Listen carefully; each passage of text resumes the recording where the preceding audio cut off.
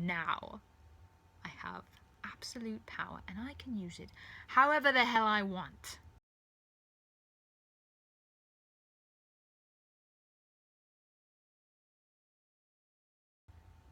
Rose shakes her head, firmly walking forward, though Mickey's hand tries to stop her. This isn't the doctor that I know. Oh, don't give me that, he snaps. You and I both always know that humans are weaker, measly little race. There's no real use for you, except as amusement, entertainment to laugh at, and you know it. No. Do you know why I picked you, Rose Tyler? Why I chose you out of a million or more? Because idiocy is amusing. Mickey steps forward. Rose, that's not true. Don't listen to him. Yes, it is true, Rose. The doctor laughs, circling her. Then he turns to Mickey. Who's she gonna listen to? You? Come on, Mickey. You're a drag. You're worthless. Everybody knows it. It's just they lie to be polite. No one would notice if you were knocked out. He swings the gem forward and knocks Mickey on the head with it. Rose screams. Mickey crumbles to the ground. Doctor, stop it! The doctor laughs. She walks towards him and her mother tries to grab her. Rose! Rose pulls away and stalks up to the smirking doctor. I know. Her voice trembles. My doctor is in there somewhere. And if you are, I beg of you to fight it. You don't get it. He smiles. This is the real me, Rose Tyler. This is the man you've been traveling with. This is the man you're going to care for. I knew I could rule the universe. Should have done it years ago, but I let a stupid little human like you stand in my way with their idea of fairness and equality. Well, guess what? He grabs her by the hair and holds her head back. We're not equal and we never have been. He laughs. I've been to the edge of the universe and back. I've looked into the time vortex and understood it. I have a millennia spinning in my head. What is, what has been, and what will be. I can calibrate planet erudition and reconstruction in a matter of seconds. Rose gulps. Destroy the galaxy and rebuild it just like that. And he snaps his fingers. And what can you do? Lie in bed, in a dungeon, in an alien trap, waiting for the doctor to come and save you. Tears trickle down Rose's cheek and he releases her. If the truth hurts, Rose, I'm not sorry, he spits out. At least I'm honest. She backs away and gulps. Very well. If this is the real you, then I'll go. I'll leave you. Alone. He smirks. You won't leave me. Yes, I will, she says tearfully. Nah. He leans closer. I've got you wrapped around my finger. He jams a finger in her face. You love me, and you can't stay away. Yes, I can, she sobs. He grins in her face. No, you can't. She drops her face in her hands for a moment and sobs. He grins. I'm gonna take over the universe, and you're gonna be right there with me. Pulling herself together, she straightens up and wipes her eyes on her hand. No. She turns around and motions for her mother to help her carry Mickey. The doctor grins. I know what you're trying to do. You're trying to scare me. Well, it's not gonna work. Mom, get his legs. Okay. Rose's mom lifts Mickey's legs as Rose lifts his shoulders and they haul him toward the lift and set him down. You can't stop me, Rose Tyler. I don't need you. Bye then, she chokes out, pushing a button on the inside of the elevator. Oh, stop it, he growls. You're with me and that's the end of it. He runs toward the elevator. Stop being a foolish sap, Rose. Rose pants as the door slides shut. You can't hide from me, he yells. I can track you down through all of space and time. Really, she huffs. Why waste such time on a worthless person, Doctor? Because I'm God, Rose Tyler, and you will obey me. The elevator keeps moving. Rose Tyler! He yells up at her. Get the hell back here! Rose Tyler! I need you here with me. You wouldn't leave me alone. Rose, please, don't go. Dear, her mother puts a hand on her shoulder. He's faking, she says quickly. Rose, please. She shuts her eyes tight as the elevator goes up. Don't leave me here. Please, I can't bear it. Rose, I need your help. Rose, the bug is letting me talk for a minute. Please, please, just don't go. Darling, her mother ventures. Struggling, Rose manages to say it. The real doctor would tell me to save myself and to leave him behind. I wouldn't do it, but that's what he would tell me to do. You're not the doctor. Rose! Finally, the elevator reaches another floor, and they step out into the control room. They carry Mickey out and set him against the wall. He should wake up soon. Rose pushes her hair out of her face, then drops into a swivel chair in front of the monitored screen. Her mother sits next to her. "How are you doing?" Rose looks worn eyes at her. "He's right, Mum."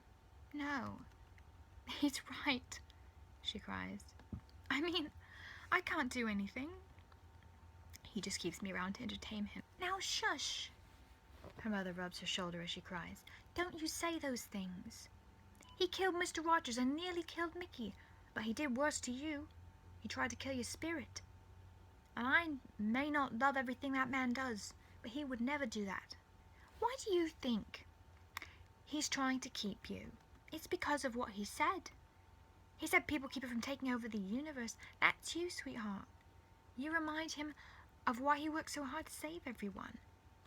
Because you're everything kind and sweet and loving and good, and those things have always been more valuable than brains and power.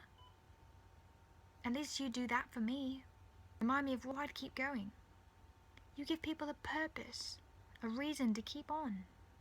Her mom kisses the top of her head. Rose sobs and turns around to hold her mom. "Thanks, Mum," she says, muffled in her mom's dress. "It's okay, dearie. It's true. Now why don't you go teach that big-headed Time Lord a lesson?" Wiping her tears quickly, Rose turns around to see Mickey waking up and rubbing his head. She runs over to him. "Mickey, what happened?" he mutters, sitting up.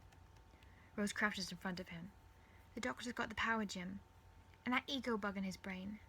He wants to take over the universe and take me with him." Mickey looks bewildered and rubs his head again. "That's bad." "Yes, it is. We've got to figure out how to stop him." Mickey sighs. If only there was an un-ego bug. Wait! Rose cries, running to the computer. "There is!" "There is?" She flips through the computer. "Now, I know we don't have access to that serum, but remember, there was a test they did to lower people's ego. But that project failed, didn't it? Yes, it caused a lot of people pain, and it died in an hour, but it did eat the other bug." In the control room, the doctor calmly works the control panels. The screen beeps. "Rose Tyler is in the computer observatory on floor 2. "Excellent. Send a welcome her way, won't you?" He smiles and taps a button on the screen. Mickey leans over Rose's shoulder. "Where are the bugs being kept?" "4th floor, laboratory." "Okay," Mickey sighs, "but we've got to be really careful with these little guys." "Hang on," Rose sniffs the air. "What's that smell?" She rises from her seat. "Yeah," Mickey notices, "and the sound too." Rose's mom listens closely. "It sounds like a garden hose leak. Like a leak in a hose." "Yeah," Mickey notices. A small puff of white smoke whiffs past and Rose jumps back. "It's gas! Everybody to the lift!" They rush towards it and the doors slide closed. "Hurry!" Rose cries. "He's trying to lock us in." They leap through the doors just as they slide shut, and Mickey's foot is caught in them. He yanks it loose, gasping. "4th floor!" Rose yells as the elevator shifts upward. "Ha ha!" Rose's mom claps Rose on the shoulder. "We showed him. See, Rose? He tried to trap you, but you got free." Rose shakes her head. "If he wanted to kill us, we'd be dead. I think he's just playing with our minds." The doctor smiles as he pushes buttons on the control panel. "Roses are red." As the elevator reaches floor 4, the doors slide open and Rose screams, clapping a hand to her mouth. Dead crewmen litter the floor, blood on their lips. On the top of each is a single rose. The intercom buzzes and the doctor's voice pipes over it. "Oh, hello, Rose. I thought I'd leave you a little message. Just a little one." "Ignore him. Ignore it. He's trying to mess with us." Mickey grimaces. "I think he's trying to mess with you." Her mom looks utterly confused. "How did he even do this?" His voice pipes over the intercom. "Thought you might not realize what a pain it is to travel with you sometimes. You've caused so much pain and death already. Wouldn't it be a shame to cause more? Well, until you return, I will keep killing random, innocent citizens in your name as a love letter to you, Rose.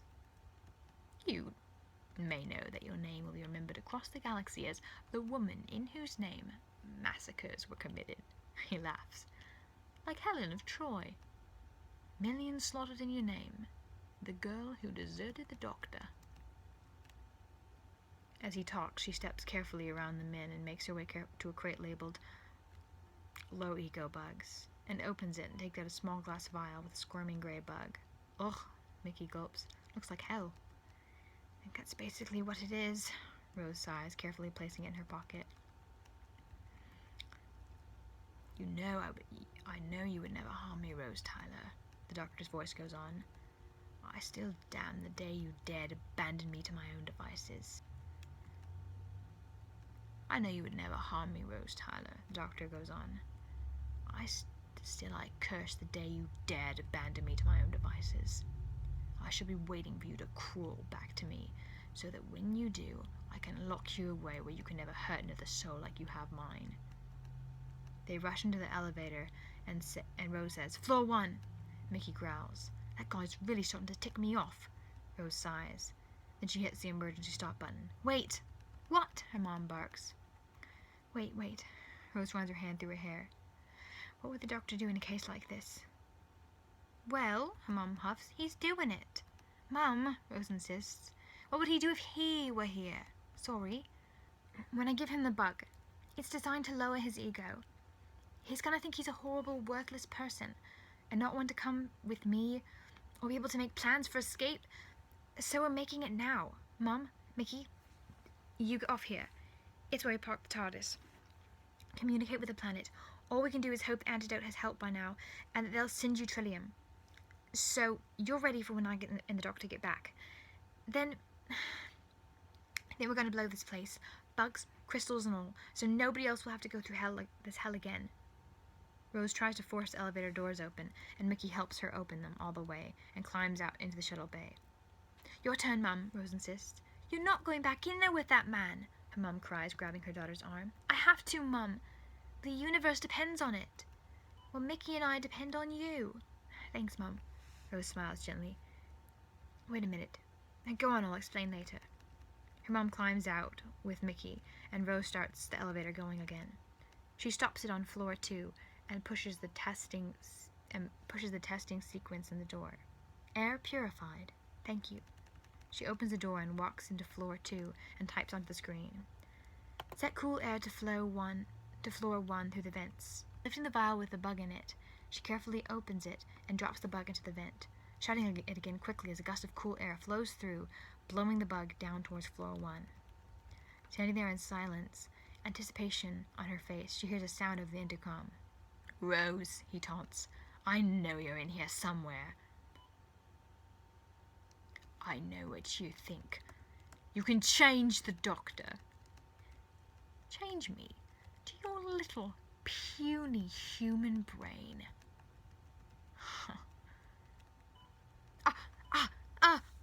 Rose! No! It's crawling. It's biting. No, Rose, please. Rose, help me. I don't want to go back. Please, I don't want to be scared. Uncertain and guilty every day. Please, Rose. She clenches her fist and shuts her eyes as he screams, and suddenly the intercom is cut short. Taking a deep breath, she steps back to the elevator and pushes the button to open the door. Stepping inside, she takes a long, deep breath before saying, Floor 1. Please work, please work, she mutters. The elevator doors slide open to a seemingly empty room. Lights blink and queer beeps sound. A large mess of cores shows up, and the doctor was working on something, but it's clearly abandoned. Rose steps slowly towards the floor. Doctor? A faint sniffing comes from the back of the room. Following the trail of loose wires, Rose makes her way to the control panel. Under the panel, in the space made for workers' legs, the doctor sits crumpled up, tie undone, hair a mess, gasping and huddled. Doctor? Rose mutters, crouching beside him. He pulls away from her in fear. Doctor, it's just me.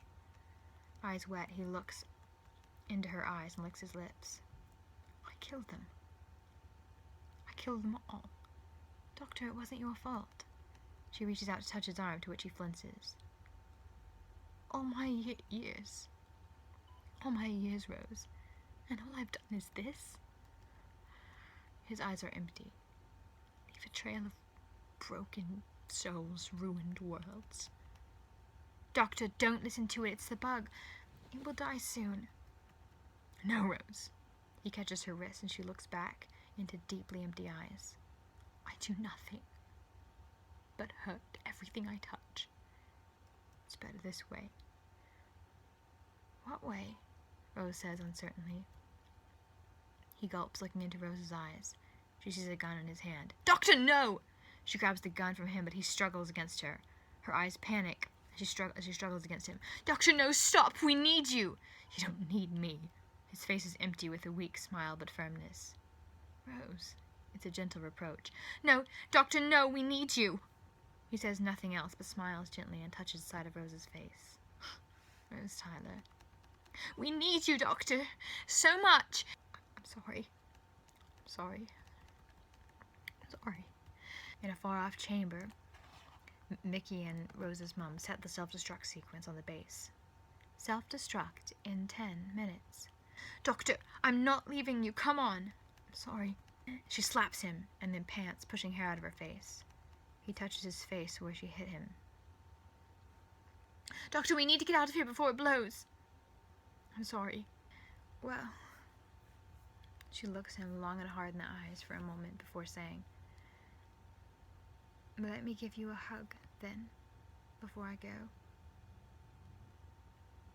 Looking at the ground, he slumps against her as she holds him close, lifts the gun from the floor, and hits him across the neck. He slumps to the ground. His mom and Nikki jog up beside her just then. Hurry, we've only got a few minutes! Help me get him! The TARDIS is ready, we're good to go. Let's get the hell out of here.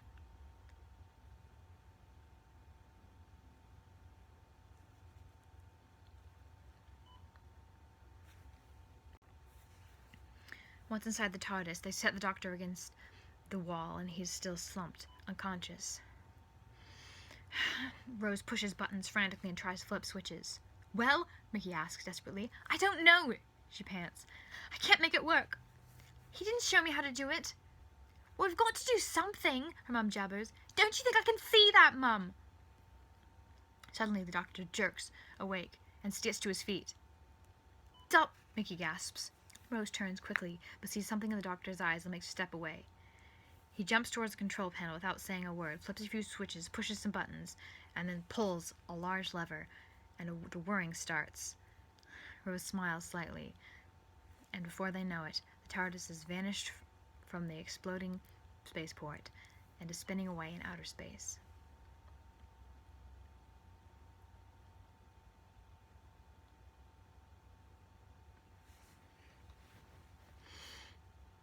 Landed on a quiet, Earth-like planet. The TARDIS doors open, and the four of them walk slowly out. Mickey awkwardly shoves his hands in his pocket and glances at the other three of them. Mickey's mum blows out and tucks her hair behind her ear. Well then, I think we're all up for a frosty. How about you? The Doctor nods. Sounds good. Yeah, Rose sighs. I'll have one. Great then. Come on, Mickey. And Jackie and Mickey trot off, Mickey glancing unsurely back at Rose, who nods it's okay. The Doctor saunters down the sidewalk and takes a seat slowly on some steps that descend in front of his old schoolhouse. Rose walks up and sits slowly next to him. Are you all right? Yeah. He smiles a little. You don't seem all right. I killed someone. Could have been more. Almost was more. Enjoyed it too. Hurt some people. Hurt you a lot, didn't I? Doctor, that's not the worst of it, Rose. He turns intense, void eyes on her. I almost abandoned you. Almost left this world. Almost left you. All of you. Alone. Because you thought you weren't good enough. Doesn't matter why. Doctor. She touches his arm gently. That wasn't you. That's the thing, though, he says, holding back a hollow rage. It was. He stands up slowly, and walks towards a railing overlooking the lake, leans on it, and says nothing, staring me out. Rose looks down at her hands and gets up slowly and walks back towards the doctor and leans on the railing beside him. Thank you so much for watching this video. Tell me what you thought of it in the comments below. What you thought of the themes I sort of touched on about depression, and I guess I was playing with the idea of low self-esteem and then super high self-esteem, and just the dangers of both. Tell me what you thought about that and what you think of the whole self-esteem issue in the comments below. Give this video a thumbs up if you enjoyed it, and hit subscribe if you want to see more stuff from nerdy me, and hit the bell if you want to be told when I make new videos. Hey, for today and for until we meet again, please always remember every single day that we are epic heroes, no matter what we feel like every day of our lives, and what we do matters. I love you so much, and you are awesome. See you later. Bye.